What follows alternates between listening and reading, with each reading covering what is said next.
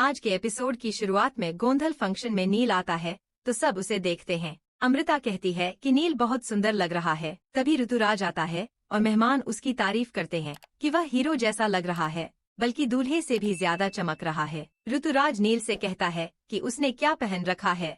पूजा है लेकिन थोड़ा स्टाइलिश दिखना चाहिए। शादी तेरी हो गई है, फिर भी तू ऐसे कपड़े पहनता है। नील कहता है कि उसे पता है वो स्टूपिड है, ना फैशन सेंस है, ना सिक्स पैक, और असली हीरो तो तू ही है। अमय नील को समझाता है कि ऋतुराज की बातों में मत आ, तू अच्छा दिख रहा है। यश भी नील को सपोर्ट करता है। ऋतुराज नील से कहता है कि तुझे खुद को अच्छे से क्री करना नहीं आता, लेकिन तेरी बीवी तेजस्विनी को आता है। वो बहुत खूबसूरत लग रही है और उसके लायक बनने के लिए तुझे मेहनत करनी पड़ेगी। नील को तेजस्विनी की वह बात याद आ जाती है जब उसने कहा था कि तुम वैसे हो ही नहीं जैसे मैं चाहती हूँ।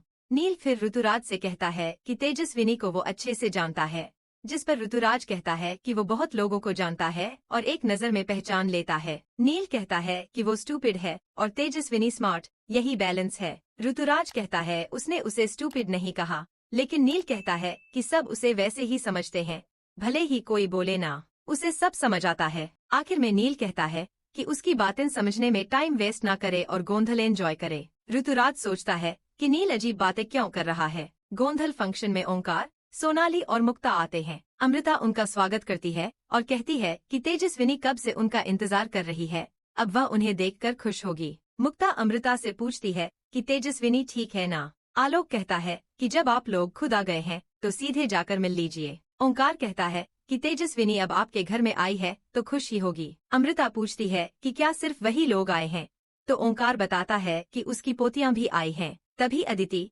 प्राजक्ता और जूही आती हैं। जूही को देखकर प्रधान परिवार चौंक जाता है। अमृता जूही से नाराज होकर पूछती है कि उसने ऐसा क्यों किया, शादी से पहले भाग गई। अगर नील पसंद नहीं था तो मना कर देती, जबरदस्ती तो नहीं थी। उसने समाज में परिवार की बेइज्जती करवा दी। जूही कहती है कि अब ये घर तेजस्विनी का ससुराल है, इसलिए उसका आना बनता है। अदिति बीच में बोलती है कि अच्छा हुआ शादी से पहले जूही ने मना कर दिया, अगर शादी के बाद करती तो और दिक्कत होती, और अब तो तेजस्विनी और नील की शादी हो गई है, फिर इस बात को उठाने का क्या मतलब। आलोक भी अमृता को समझाता है कि अब शादी हो चुकी है, इसलिए अब जूही की बातों पर ध्यान न दे और चलकर तेजस्विनी से मिलें। इसी बीच लीना पुलिस स्टेशन कॉल करती है। तेजस्विनी अपने मायके वालों का आशीर्वाद लेती है और सभी उसे आशीर्वाद देते हैं। मुक्ता तेजस्विनी की तारीफ करते हुए कहती है कि वो बहुत सुंदर लग रही है। तेजस्विनी उससे जूही के बारे में पूछती है। तेजस्विनी ओंकार से गले लगती है और भावुक हो जाती है। ओंकार उसे समझाते हैं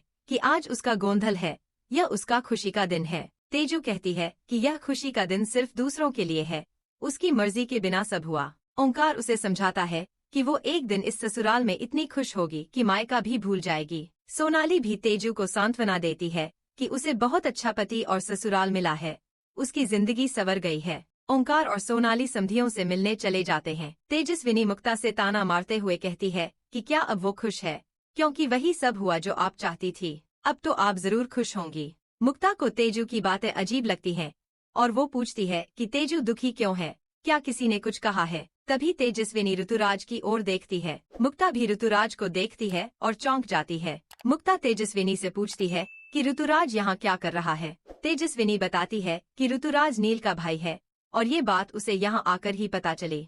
मुक्ता यह सुनकर स्तब्ध रह जाती है।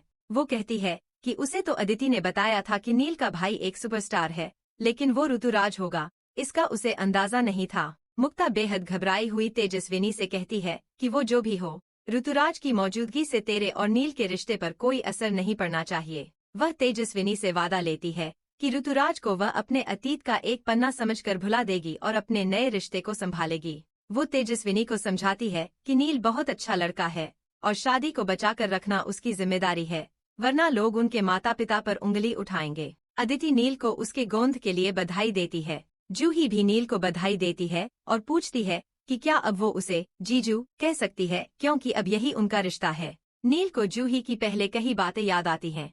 अदिति बताती है कि जूही ने नील की खुशी के लिए बहुत कुछ सहा है, सबकी नजरों में बुरी बन गई, उसे घर पर डांट भी पड़ी और मार भी। जूही नील से कहती है कि उसने सब कुछ उसकी खुशी के लिए किया, लेकिन नील खुश दिख नहीं रहा, उसे लगता है कि कुछ तो गलत है। नील उसे कहता है कि सब ठीक है, लेकिन उसके चेहरे से साफ दिखता है कि वो परेशान है। नील को तेजस्विनी और ऋतुराज की वो बातचीत याद आती है जिसमें तेजस्विनी ने कहा था कि वो ऋतुराज से इसलिए शादी करना चाहती थी क्योंकि वे दोनों एक दूसरे से प्यार करते थे। जूही बात संभालते हुए कहती है कि अगर नील नहीं बताना चाहता तो ठीक है, वो जबरदस्ती नहीं करेगी और तेजस्विनी से मिलने चली जाती है। नील खुद से सोचता है कि जो हुआ है वो न तो तेजस्विनी को बता सकता है और न ही जूही को। वो सोचता है कि जूही ने उसके लिए इतना बड़ा बलिदान दिया, लेकिन वो खुद अपने भाई और तेजस्विनी के बीच आ गया है। उसे लगता है कि उससे ज्यादा खुदगर्ज इंसान कोई नहीं होगा। ऋतुराज तेजस्विनी से पूछता है कि क्या वह खाने के लिए कुछ लेंगी, लेकिन तेजस्विनी मना कर देती है। ऋतुराज जोर देकर कहता है कि अब वो उनके घर की नई बहू हैं, इसलिए तेजस्विनी का ख्याल रखना उसकी जिम्मेदारी है और वह खुशी खुशी ये करना चाहता है। वो तेजस्विनी को सॉफ्ट ड्रिंक ऑफर करता है। मुक्ता यह सब देखकर गुस्से में आ जाती है और ऋतुराज को साफ शब्दों में कहती है कि तेजस्विनी की शादी नील से हो चुकी है और अब उसका ख्याल रखने का हक सिर्फ नील को है। ऋतुराज जवाब देता है कि वह तेजस्विनी का ख्याल बेहतर ढंग से रख सकता है क्योंकि नील और उसका ख्याल रखने का तरीका अलग है। मुक्ता फिर से सख्ती से कहती है कि ऋतुराज को उनकी जिंदगी में दखल देने की कोई जरूरत नहीं है। ऋतुराज ताना मारते हुए कहता है कि नील तो आसपास है ही नहीं, तो वो खुद ही ख्याल रख रहा है। तभी नील आता है और ऋतुराज से कहता है कि क्या वह थोड़ी देर के लिए तेजस्विनी को अकेला छोड़ सकता है क्योंकि उसे अपने कलीग से मिलवाना है। ऋतुराज व्यंग्य में जवाब देता है कि अब जब नील आ ही गया है तो वो पीछे हटना ही पड़ेगा। नील अपने कलीग्स को तेजस्विनी और उसकी माँ से मिलवाता है। कलीग तेजस्विनी की तारीफ करते हैं और नील को एक अच्छा इंसान बताते हैं। वे कहते हैं कि अब नील को तेजस्विनी को माय वाइफ कहकर इंट्रोड्यूस करना चाहिए। साथ ही वे तेजस्विनी को याद करते हैं कि उन्हें पहले भी कोकण कैंप में देखा था, जिससे ऋतुराज को शक होता है कि तेजस्विनी ने जानबूझकर उसके भाई को फंसाया है।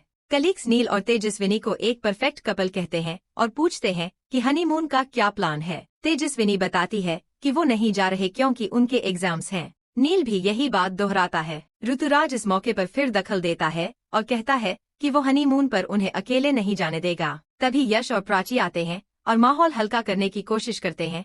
ऋतुराज की बातों को मजाक बताकर टालते हैं, लेकिन ऋतुराज कहता है कि वो मजाक नहीं कर रहा, वो सच में उनके साथ चलना चाहता है। नील उसे शांत कर देता है कि मजाक ज्यादा खींचो तो वो मजेदार नहीं रहता। इसके बाद मुक्ता नील से बात करती है और कहती है कि शादी जल्दबाजी में हुई है, पर वक्त के साथ सब ठीक हो जाएगा। नील दिखाता है कि सब ठीक है, लेकिन मुक्ता समझ जाती है कि वह अपनी भावनाएं छुपा रहा है। बातचीत के अंत में ऋतुराज तेजस्विनी को उसका पसंदीदा ड्रिंक ऑफर करता है, लेकिन तेजस्विनी साफ कह देती है अब उसकी पसंद बदल चुकी है और उसे इग्नोर करके चली जाती है। आदिति और वेदांत तेजस्विनी से मिलने आते हैं।